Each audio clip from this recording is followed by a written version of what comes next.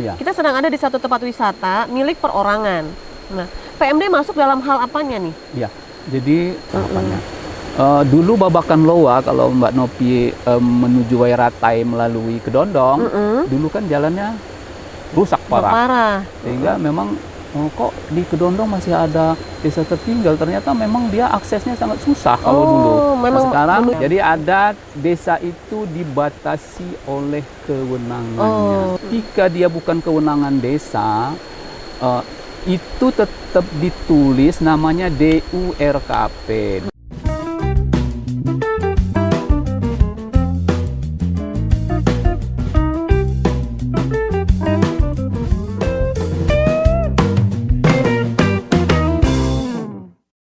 Assalamualaikum warahmatullahi wabarakatuh. Waalaikumsalam. Tabi pun. Ya, Pemirsa, pun. kita berjumpa lagi dalam program kami Bupati Pesawaran Menyapa. Kali ini kami berada di Desa Pampangan, Gedong Tataan. Tepatnya lokasinya ada di tempat wisata yang namanya Waimios, pemirsa, luar biasa.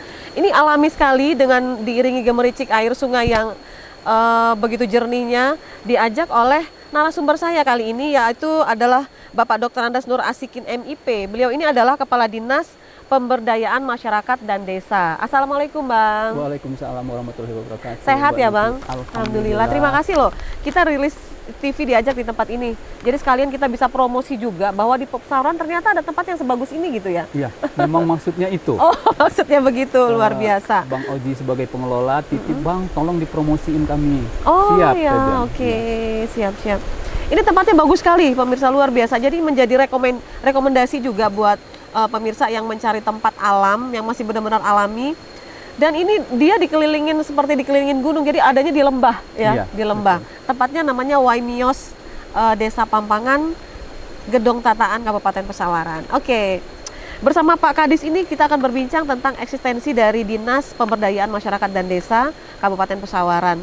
Mungkin hal pertama yang kita mau bahas adalah apa yang menjadi tugas pokok dan fungsi atau tupoksi dari PMD ini, Bang, sebetulnya, Bang? Oke, terima kasih Mbak Novi. Sesuai dengan Peraturan Bupati Nomor 14 Tahun 2022, tupoksi Dinas Pemberdayaan Masyarakat dan Desa ada di bab 2, ada beberapa. Yang pertama adalah sinkronisasi kebijakan urusan pemberdayaan masyarakat dan desa dan transmigrasi. Kebetulan sejak tahun 2022 itu urusan transmigrasi masuk ke Dinas PMD. Oh, transmigrasi ya masuk yang ya. Sebelumnya ada di Dinas Nakertran. Nah, Naker tenaga kerjanya bergabung ke dinas yang lain, urusan transmigrasi digabungkan masuk di PMD. Oke. Kemudian yang kedua menyelenggarakan program dan kebijakan teknis tentang pemberdayaan masyarakat, desa dan transmigrasi. Kemudian yang ketiga, tupoksi dari Dinas PMD melakukan pembinaan, pengkoordinasian, pemantauan dan pengendalian tugas-tugas yang berkenaan dengan pemberdayaan masyarakat, desa dan transmigrasi. Yang keempat, melakukan pemahaman terhadap peraturan dan regulasi-regulasi kepada desa. Mengingat memang setiap tahun seperti kita ketahui sejak tahun 2015 itu ada dana desa yang masuk dana ke desa. Itu dikelola oleh PMD memang ya, dana desa itu. Dana desa itu dikelola oleh desa, tapi rambu-rambu aturan mainnya gitu ya. Kan ada nanti setiap tahun itu ada keluar peraturan Menteri Keuangan tentang apa yang harus dilakukan desa terhadap kucuran dana. Kemudian ada peraturan Menteri Desa tentang prioritas yang harus dilaksanakan oleh desa dalam melaksanakan APBDes-nya. Oke. Jadi seperti itu tugas pokok dan fungsi dari PMD. Mungkin kita banyak yang nggak tahu nih PMD ini membawahi apa aja, bidangnya apa aja, gitu-gitu kan. Terus kerjanya ngapain aja gitu. Bisa digambarin nggak, Bang? Kalau terkait dengan pembinaan desa seperti ini nih, contoh kecilnya. Ya. Kita sedang ada di satu tempat wisata milik perorangan. Nah, PMD masuk dalam hal apanya nih? Ya, jadi Mbak Nopi sesuai dengan Perbup 14 tahun 2022 tadi, PMD itu dipimpin oleh seorang kepala dinas, kemudian dibantu oleh satu orang sekretaris yang membawahi 2 subak Yang pertama Subak Perencanaan dan Program dan Keuangan, kemudian ada Subak Umum dan Kepegawaian. Nah, kemudian ada bidang-bidang teknis, ada 4 bidang teknis. Yang pertama bidang pemerintahan desa dan kelembagaan, kemudian yang kedua itu bidang pengelolaan keuangan dan aset. Nah, ini mungkin nanti sesuai dengan yang pertanyaan tadi. Tapi mungkin saya lanjutkan dulu. Karena ada berkenaan juga dengan bidang ketiga, yaitu bidang kerjasama dan kawasan pedesaan. Nah, termasuk di situ ada yang membina pengelolaan BUMDes, kemudian melakukan perencanaan terhadap penyebaran penduduk yang dan transmigrasi itu tadi. Nah, kemudian bidang ketiga bidang keempat maksud saya itu ada bidang pembinaan dan pemberdayaan. Banyak sekali juga kegiatan di bidang 4 itu. Nah, untuk bidang 1 itu dia ada 3 subkor di situ. Nah, subkor pemerintahan desa. Pemerintahan desa itu ketika kepala desa berhenti, meninggal, mengundurkan diri. Nah, ini ada yang harus dilaksanakan, mengganti kepala desa. Kemudian ada perangkat desa juga yang berhenti, meninggal, atau yang mengundurkan diri juga harus diproses ke PMD sebelum karena kalau kepala desa kan SK-nya Pak Bupati, kan Pak Bupati juga nggak maksudnya sebelum ditandatangan harus ada proses administrasi dulu, pengusulan dari tingkat kecamatan, kemudian syarat-syaratnya sesuai apa belum, setelah rekomendasi camat. Nah, kemudian di bidang 1 juga ada yang setiap tahun rutin ada namanya evaluasi perkembangan desa. Evaluasi perkembangan desa ini mungkin masyarakat umum mengenal lomba desa. Iya, betul. Nah, lomba desa itu sebetulnya dia ada aturan yang dikeluarkan oleh pemerintah. Sebelumnya ada Permendagri 13 tahun 2007, kemudian sekarang kalau dulu murni lomba desa. Nah, kalau sekarang ini dengan peraturan menteri yang baru ini, evaluasi perkembangan desa itu sebetulnya ada 4 kegiatan. Yang pertama mengevaluasi perkembangan desa itu sendiri. Perkembangan desa maksudnya perkembangan apa nih? Pertumbuhan penduduk atau apa? Perkembangan desa. Jadi ada nanti setelah dievaluasi dia ada 3 kategori. Cepat berkembang, dan lambat berkembang. Ini tiga ini intervensinya akan berbeda. Kenapa dia? Oh, ini sarana prasarananya sehingga dia lambat berkembang. Contoh kecil, kita sudah 2 tahun ini terbebas dari desa tertinggal dan sangat tertinggal. Kita sudah nggak ada lagi. Kita sudah mulai berkembang, maju dan mandiri tahapannya.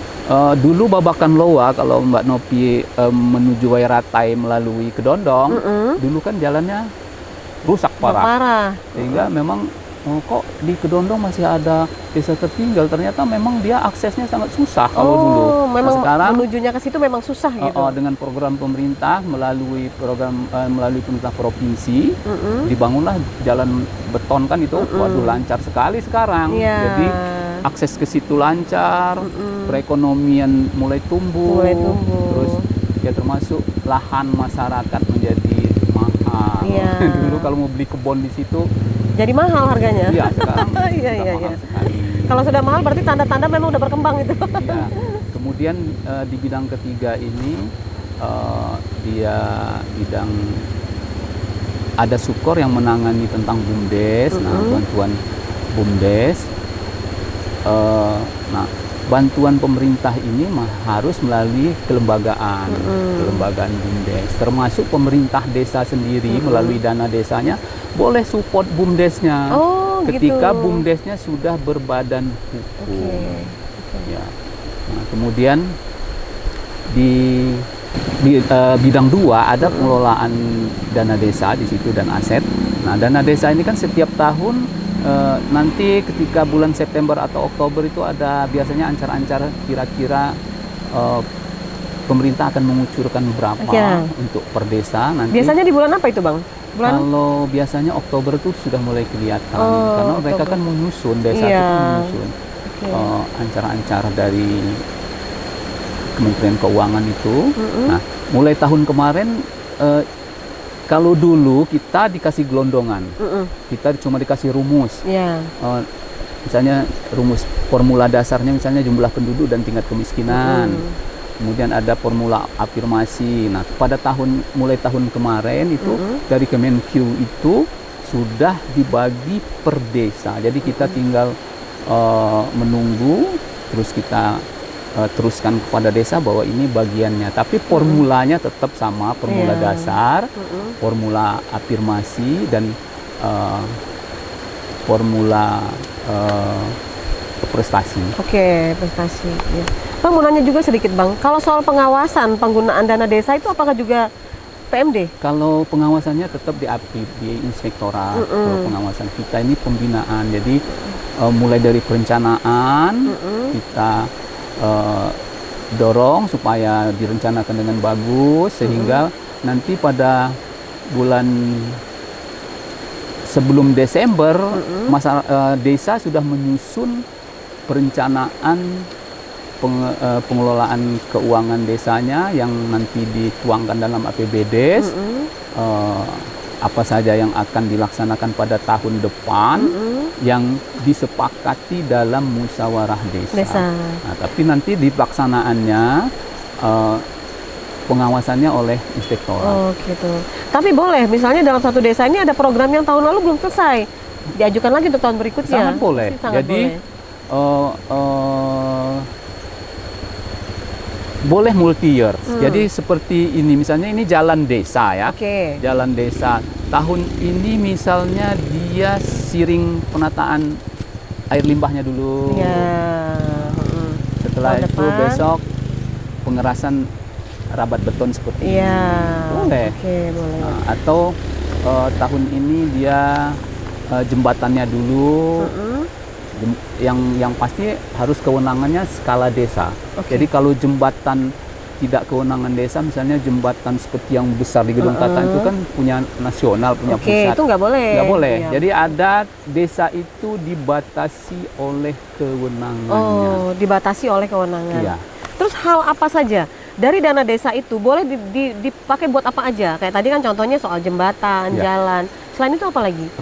Jadi nanti kira-kira di bulan September dan Oktober nanti ada keluar peraturan Menteri Desa tentang prioritas penggunaan dana desa.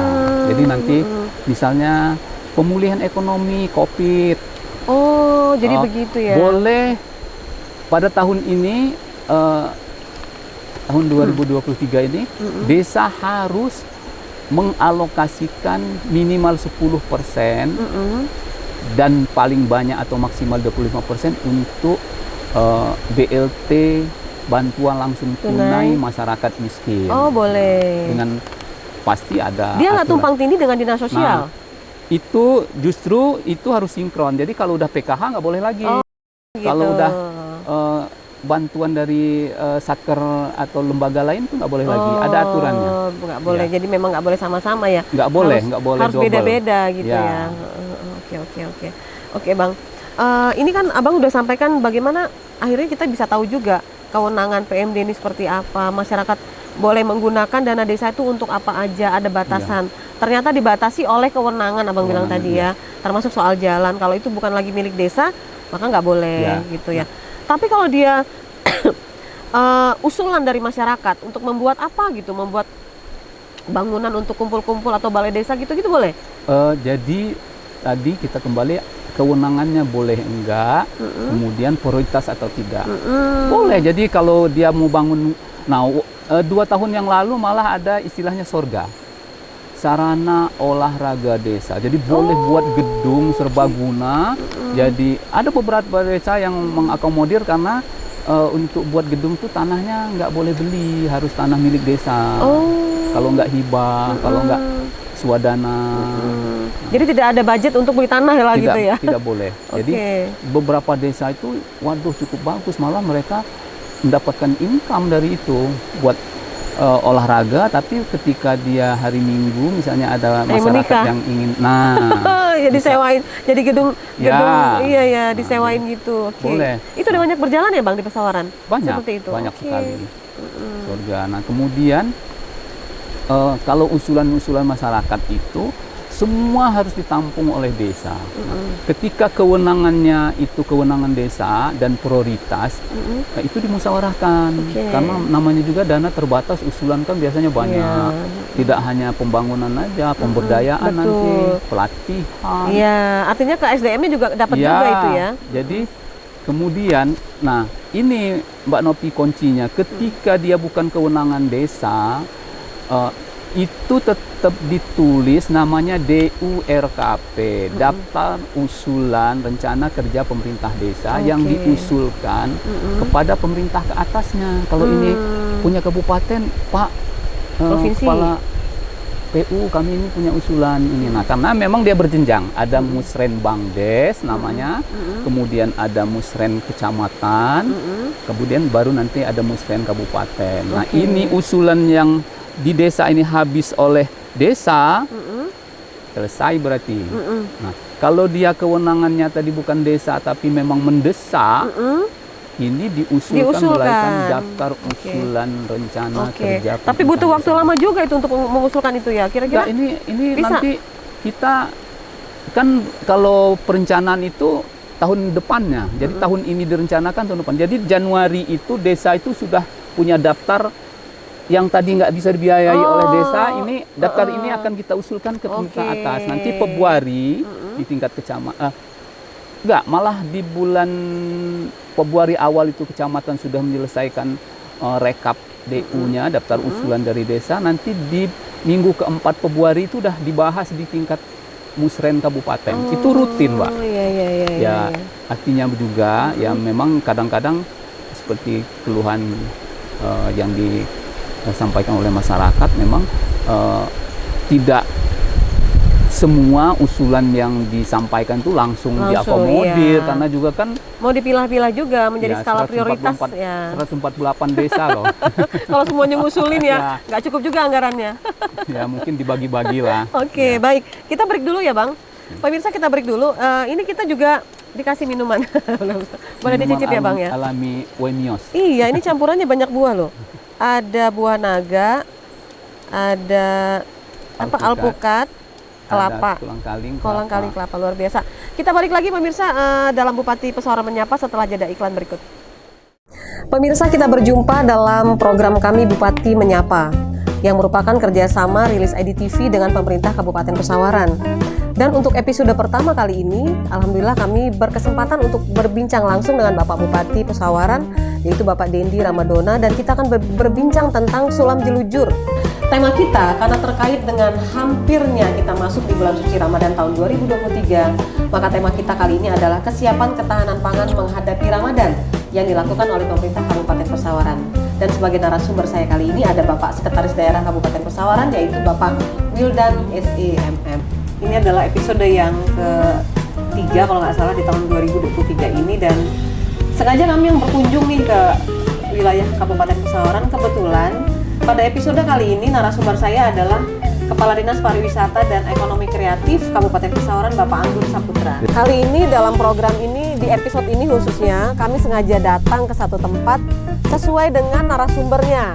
Kapasitas narasumbernya sebagai Kepala Dinas Tanaman Pangan dan Hortikultura Kabupaten Pesawaran, yaitu Bapak Sam Herman. Di episode kali ini kami berkunjung ke Badan Pendapatan Daerah atau Bapenda Kabupaten Pesawaran. Kita akan berbincang dengan kepala badannya, yaitu saya biasa manggil Bang Evans Sagita SEMM.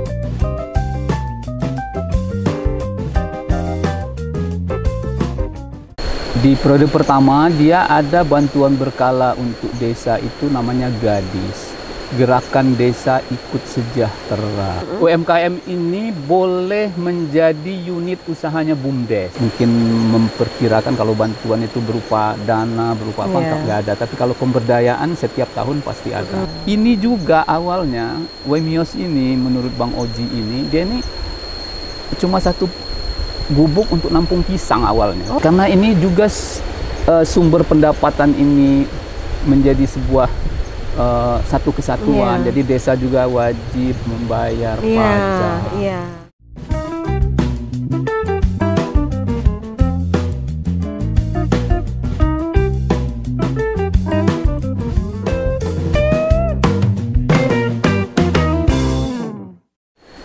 Pemirsa, terima kasih tetap setia dalam program kami Bupati Pesawaran Menyapa. Masih bersama Kepala Dinas Pemberdayaan Masyarakat dan Desa Kabupaten Pesawaran, Bapak Dr. Andes Nur Asikin, MIP. Suasananya membuat kita betah, pemirsa. Di sini enak banget ya. Tapi Bapak kepanasan nih. Gak apa-apa kita lanjut? Gak apa-apa. Gak apa-apa ya, kita lanjut ya. Masih setengah perjalanan lagi. Panas pagi, sehat? Pagi. Sehat. Sehat, iya. Oke. Tadi Pak Kadi sudah menjelaskan panjang lebar tentang bagaimana penggunaan dana desa dan lain-lain. Ternyata kita jadi terbuka juga wawasan kita tentang itu. Ada batasan-batasan yang boleh dan tidak boleh dilakukan dalam penggunaan dana desa. Terus pertanyaan berikutnya Pak, dari PMD ada nggak nih program berkala selain dana desa yang terus bergerak sampai saat ini di Pesawaran Pak? Ya, bersama artinya dalam kepemimpinan Bapak Bupati Dr. Haji Dendi Ramadona. Di periode pertama dia ada bantuan berkala untuk desa itu namanya GADIS, Gerakan Desa Ikut Sejahtera. GADIS, Gerakan Desa Ikut Sejahtera. Ya, apa itu isi programnya itu Bang? Isi programnya penguatan ekonomi masyarakat, bantuannya melalui BUMDes, tetap ke desa, tapi nanti desa menyalurkan ke BUMDes. BUMDes menyusun program, mengusulkan melalui proposal apa yang akan dilakukan oleh BUMDes, karena Pak Bupati memang berpesan kalau namanya badan usaha itu harus untung. Nah, jadi memang melalui seleksi setiap tahun dulu di periode pertama itu setiap kecamatan dipilih desa, 4 desa, jadi ada 44 desa per tahun. Setiap tahun ada berapa tahun sehingga tuntas seluruh desa mendapat bantuan ekonomi secara berkala itu 100 juta per desa untuk penguatan BUMDes. Nah, di periode berikutnya Pak Bupati ada program unggulan lagi, Bujang namanya, bantuan badan usaha jejama berkembang. Gadisnya udah selesai? Gadisnya udah selesai. Dilanjutkan dengan Bujang. Bujang. Bujang ini memang baru 1 periode, kemudian kemarin kita diterjang COVID, jadi sementara ini bantuannya belum dilanjutkan. Sama, jadi ini malah 1 kecamatan 1 desa, jadi 11 desa yang terpilih di tahap pertama kemarin, dilihat BUMDesnya yang memang berprestasi. Berprestasi dalam hal apa misalnya? Berprestasi mulai dari kepengurusannya, usahanya, kemudian sejauh mana BUMDes sudah menyumbangkan penghasilan pendapatan asli desa.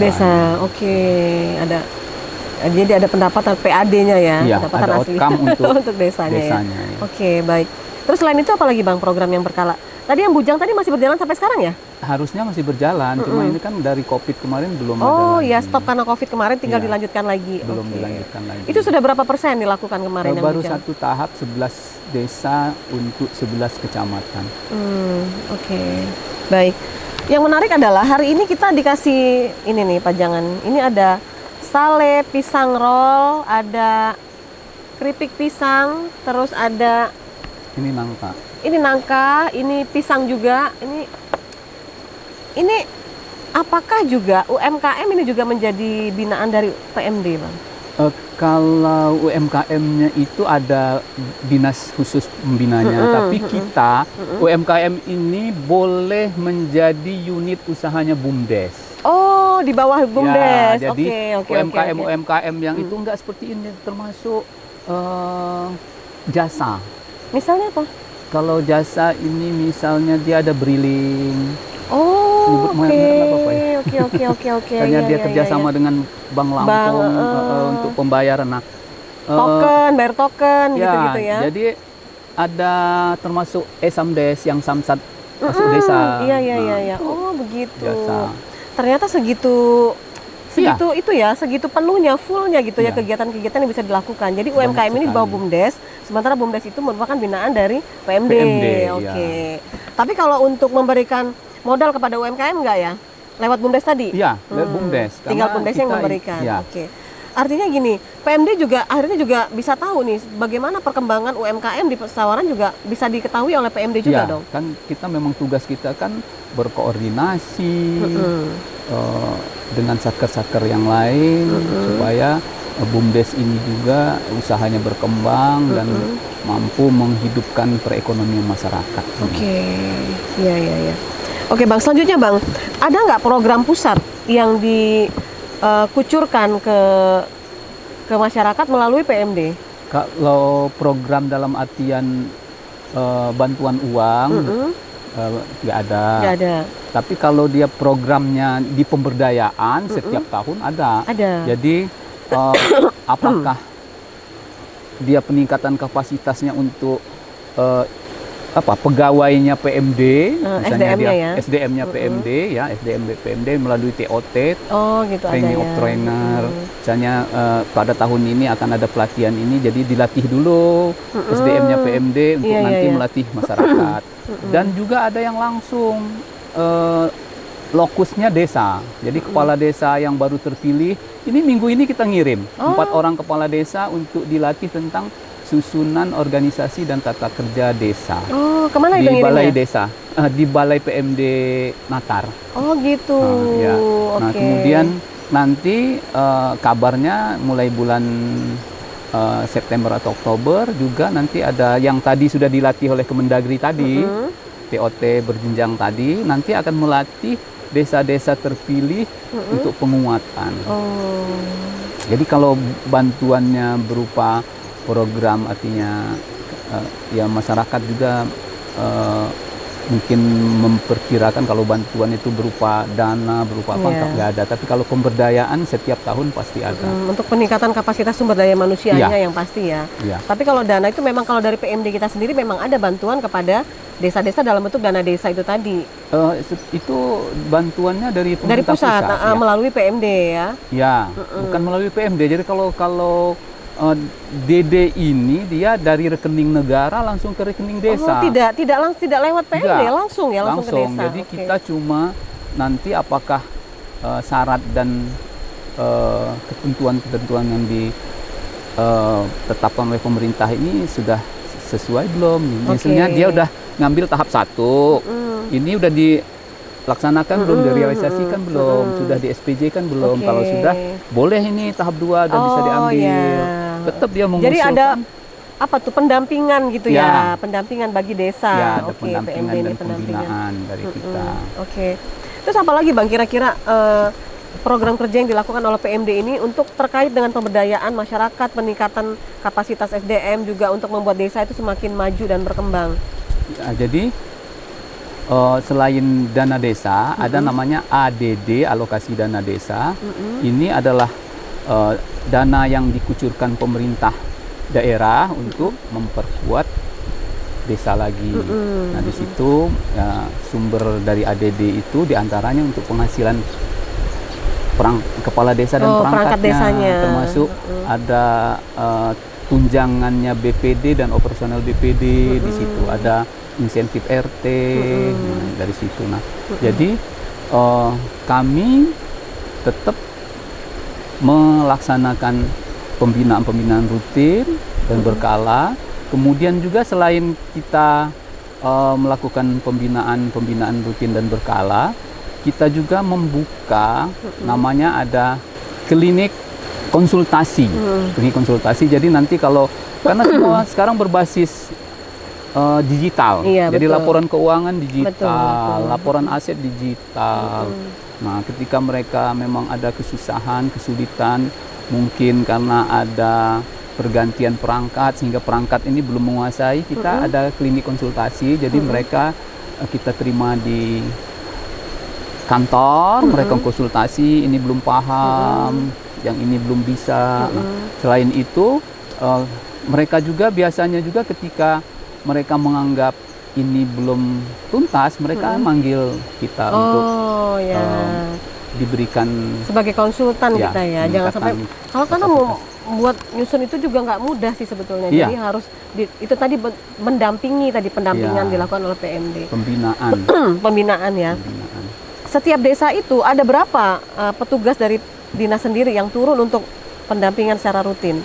Kalau petugas yang artinya petugas yang tetap tidak ada, tapi tergantung dia ingin pendampingan tentang apa. Oh ya, Tadi yang 4 terkait bidang apa itu gitu ya. ya? Nah, kalau Oke. BUMDes nanti turun bidang 3 dengan timnya. Nah, sekarang kita lagi sibuk ini karena pendaftaran BUMDes berbadan hukum ini wajib. Oke. Jadi kita sudah 46 yang sudah mempunyai badan hukum dari Kemenkumham, dan yang lainnya kita sedang sekarang Proses ya? iya terus tinggal 1 kecamatan lagi yang belum pendampingan. Oh gitu. Ya, jadi Oke. 10 kecamatan sudah, tinggal 1 kecamatan lagi yang belum pendampingan. Oke, Supaya karena itu tadi kalau dia belum berbadan hukum, bantuan itu belum boleh Dikucurkan gitu ya? dikucurkan, terutama dari pemerintah pusat. Iya, Jadi memang itu syarat betul. mutlak.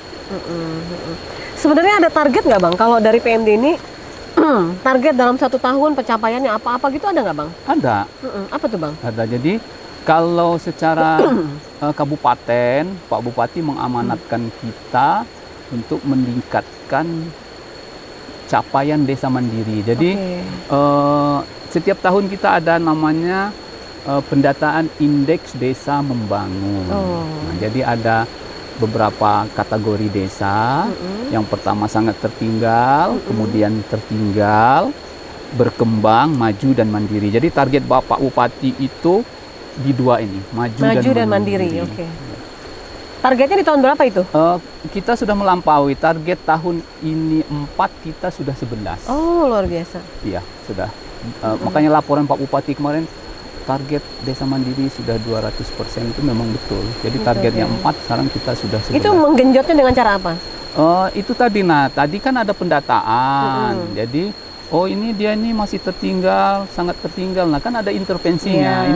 Ini kurangnya apa ini? Jadi musyawarahnya itu harus mengarah ke situ. Misalnya, jalan produksi pertaniannya putus. Jadi nggak ada yang beli. Iya, betul. Nah, jadi ini pisang-pisang yang dari kebun ini lancar langsung ke penampung. Iya. Ini juga awalnya Waimios ini menurut Bang Oji ini dia ini cuma 1 gubuk untuk nampung pisang awalnya. Nah, akhirnya inspirasi, terus baca, terus banyak juga konsultasi, akhirnya ini bikin gazebo. Tapi ini kata dia memang sangat bertahap ini. Iya. Ya. Akhirnya malah ada kolam renang lah di situ Ada ya. kolam renang, terus kemarin baru jadi musolanya. Tapi tetap dari anyaman bambu semua. Iya. Memanfaatkan potensi lokalnya. Lokal, iya. Karena sini memang kaya bener dengan potensi lokal sih ya. Iya. Tambah lagi diuntungkan dengan sebelahan dengan ini namanya sungai apa ya Bang? Kalau ini Waimios. Ini namanya Waimios. Iya, ini? Waimios, ini iya. namanya Waimios. Iya. Ini nanti sampai ke bawah itu sampai ke Tembus ke Y5. Luar biasa. Oke. Bang, untuk di menit-menit terakhir apa yang ingin Abang sampaikan terkait dengan PMD, capaian yang sudah didapatkan, terus yang tengah dilakukan dan target di tahun 2023 ini Bang? Ya, silakan. jadi memang walaupun target secara umum pencapaian tahapan desa mandiri sudah tercapai, tapi kita tetap berjuang supaya desa berkembang menjadi maju, yang maju jadi mandiri itu tetap itu menjadi tugas pokoknya PMD yang diberikan oleh pimpinan kepada kami, itu tetap menjadi fokus. Selain itu kita sekarang sudah bicara kualitas, jadi pengelolaan keuangan desanya meningkat kualitasnya. Jadi ketika itu amanatnya ada misalnya BLT harus dialokasikan sekian, itu harus ditaati. Kemudian ada pembangunan yang harus dilaksanakan dengan cara swaklola, sehingga masyarakat miskin yang ada di desa itu menjadi pekerjanya dan mendapat upah itu terus kita dorong supaya tetap dilaksanakan oleh masyarakat. Nah, kemudian juga karena ini juga sumber pendapatan ini menjadi sebuah satu kesatuan, jadi desa juga wajib membayar pajak.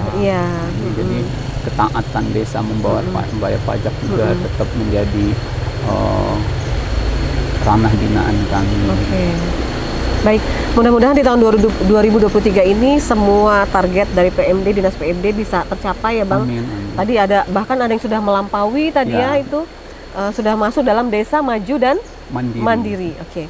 Sukses selalu untuk Dinas PMD Kabupaten Pesawaran Bang, sukses juga buat Abang. Ini adalah sebuah pembuktian bagaimana bahwa pembinaan terhadap masyarakat desa itu memang sudah terlihat gitu kan. Sampai datang ke tempat seperti ini yang sini aja sinyal jelek loh pemirsa. Ya, artinya segitu jauhnya lokasi ini tetap menjadi pusat perhatian dari pemerintah Kabupaten Pesawaran melalui Dinas PMD juga salah satunya. Terima kasih Bang Nur Asikin waktunya. Kapan-kapan kita ngobrol lagi ya Bang ya. Sehat selalu. Terima kasih untuk kesempatan waktunya kepada Bupati Menyapa kali ini. Iya, terima kasih. Pemirsa, demikianlah akhir dari obrolan kita dalam program kami Bupati Pesawaran Menyapa untuk episode kali ini dengan tema eksistensi Dinas Pemberdayaan Masyarakat dan Desa Kabupaten Pesawaran bersama Kepala Dinasnya yaitu Bapak Dr. Andes Nur Asikin MIP. Kita akan berjumpa lagi dalam program Bupati Pesawaran Menyapa berikutnya. Saya Novi Balga mewakili kerabat kerja yang bertugas undur diri. Sampai jumpa dan wassalamualaikum warahmatullahi wabarakatuh.